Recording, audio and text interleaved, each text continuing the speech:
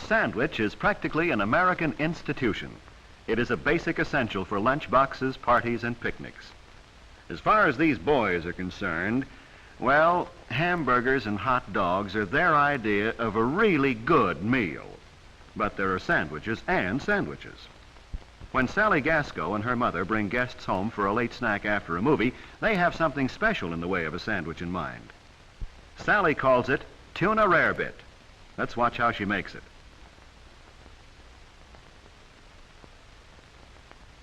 This is a sandwich for forks, an open-face creation, in other words, with a cheese, milk, and tuna fish mixture on top.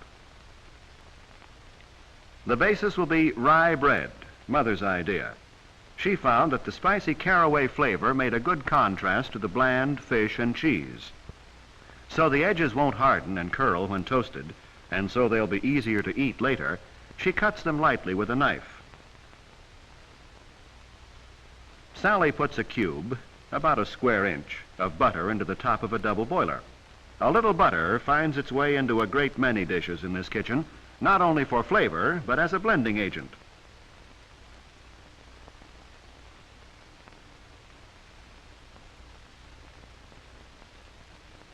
Part of the trick to entertaining unexpected guests is keeping on hand certain generally useful foods. One of these is cheese of an easy melting type, which Sally is going to use as a base for the rarebit.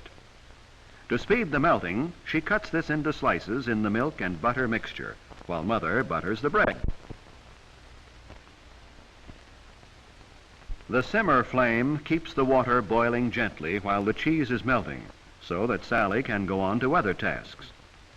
She adds the canned chunk-style tuna fish, and notice that she uses a wooden spoon to avoid discoloration of the mixture. Although the tuna rarebit is fairly substantial food in itself, it is a good idea to add something for variation in color and texture. Mother is making a salad dish: celery, radishes, olives, and pickles. Sally adds potato chips to the menu. They used to be exclusively picnic fare, but they've joined the host of useful accessory foods which make entertaining so much easier and more fun for teenagers. The bread was toasted quickly in the broiler, and the rarebit is nearly ready to serve.